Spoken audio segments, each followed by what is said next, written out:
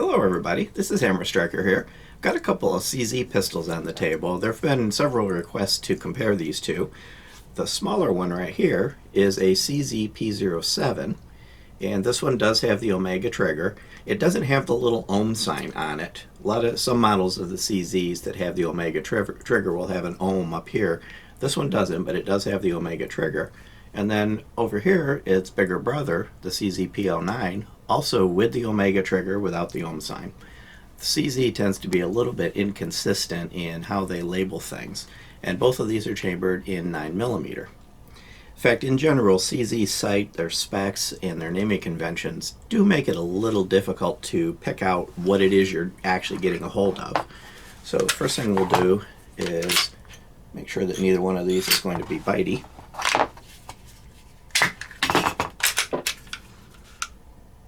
So I'm going to start with the P-07, which I have in my hand at the moment. This came in a few different varieties. There's the original P-07 that did not have the Omega trigger, and then there was a P-07 Duty, and then back to the P-07 with the Omega trigger.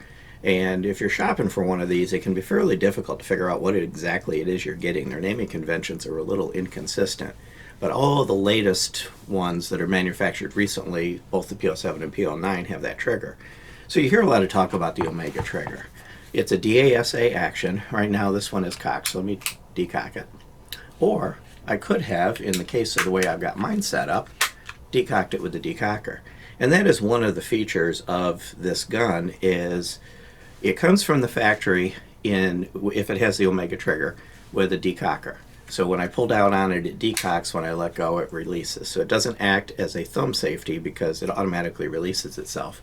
But one thing you'll notice, if you look here, the hammer's not all the way down. It's kind of at an offset. It's just off of the firing pin.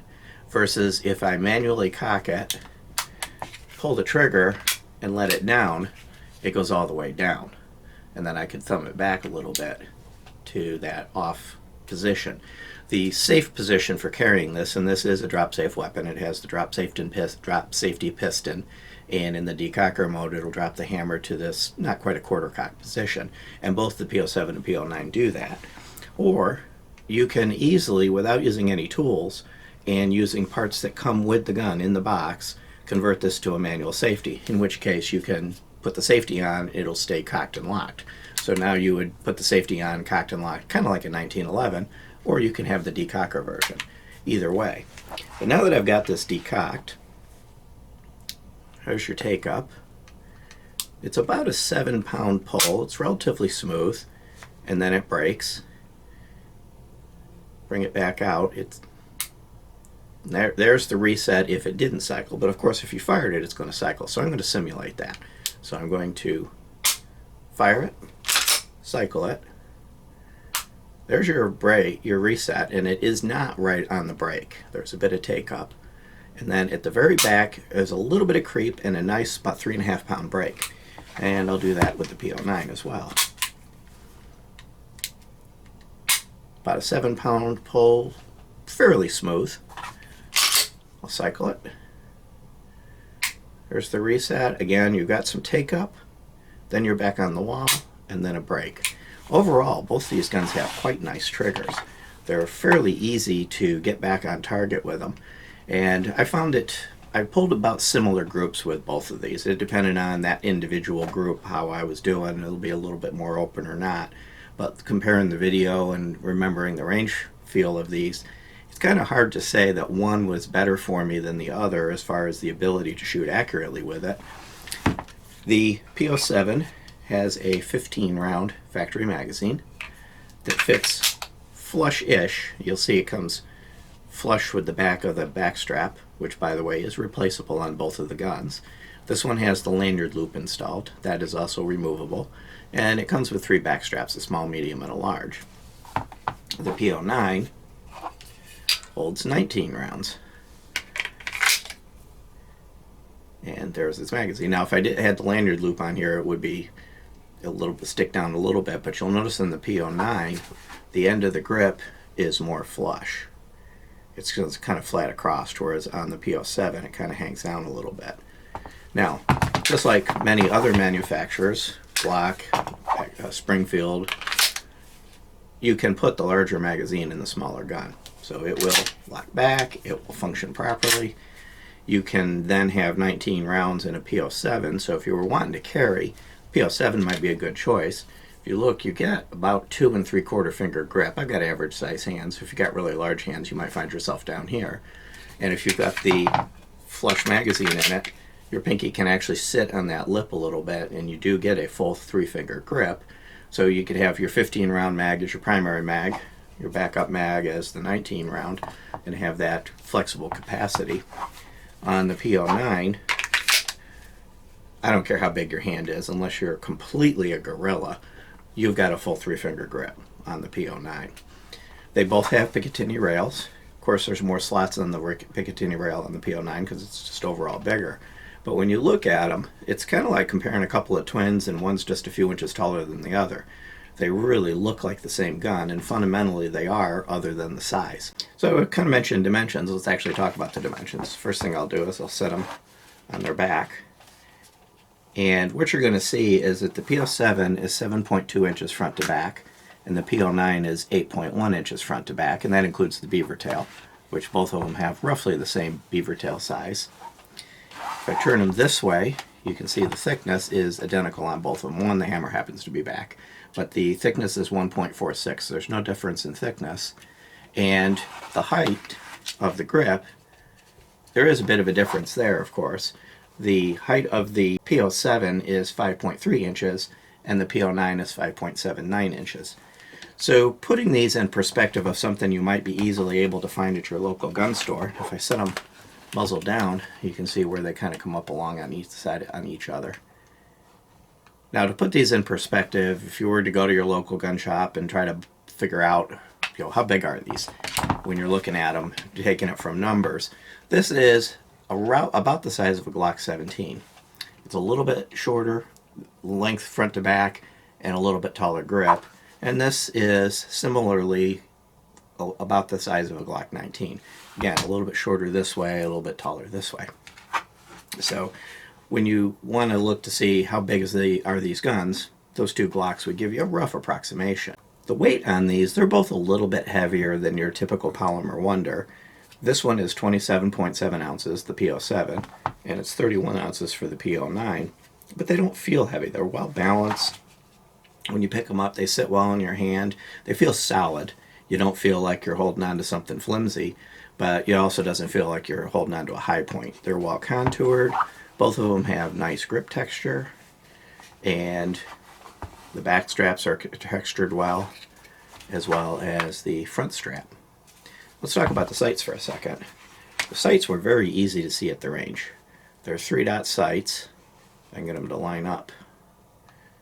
They're 3-dot sights. They're really easy to see, real easy to line up. There's a respectable gap between the front sight and the rear sights when you're looking at it side to side, so it's easy to find yourself on the target. And these bright white dots, they show up well. They're not night sights. They are dovetailed so that they can be adjusted. Now the rear, you can loosen the screw and shift them left and right, so you can basically drift adjust them, but they're not designed as truly adjustable sights. And the front ones, you unscrew them and they'll pop out and you can put another one in. Now these sights do use CZ sights, so the sights that you're going to get for these are ones that you're going to have to get that are designed for the CZs, but they're out there, they're easy to get. However, I'm somewhat disinclined to change the sights on these because I found them easy to use, easy to see. As far as shooting impressions go and which one would I pick, in general I do like CZs. There's a lot to like about them.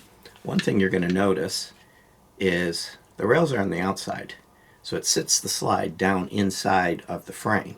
That lowers the bore axis. Now on a 9mm, in general, fun at the range, that bore axis difference is not going to be significant. However, you're going to find these are very popular with the competition crowd, and the reason for that is that slight change in bore axis can make it just a little easier to stay on target and get on target faster. And when you're playing a game where you're measured in splits that can get down to the hundredths of a second or thousandths of a second, that little bit of an advantage can make a difference. What's that translate to you and I if we're not playing competition? Just a smoother feel. It's more pleasant to shoot. When you fire one of these, it just feels nicer. And whether it's the P-07 or the P-09, of course, P-09 having a little bit more weight tends to keep the muzzle down just a bit. P-07 could be considered to be a hair flippier, but it's almost imperceptible. So overall, they're fun to shoot. The triggers are quite nice on them. They're consistent and they're reliable. They fit in your hand well.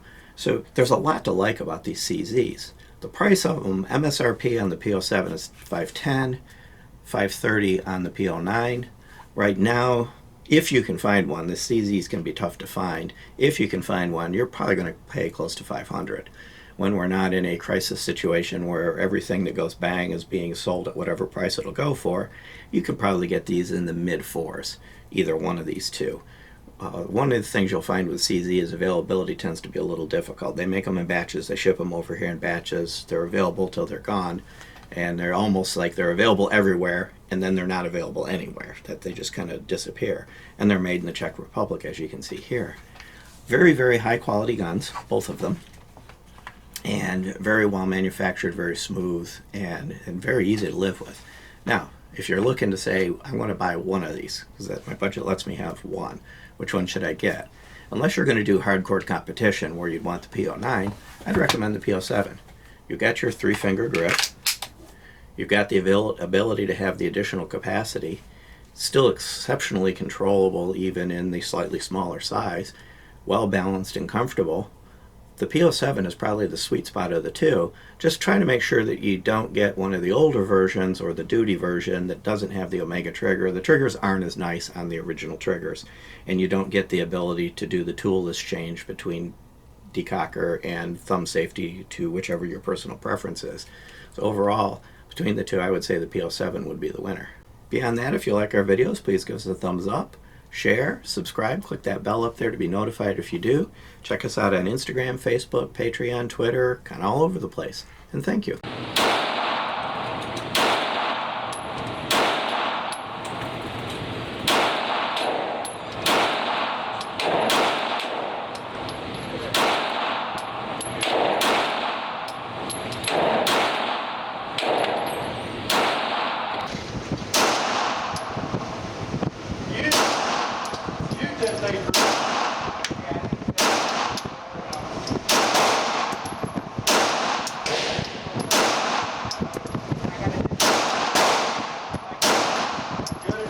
Very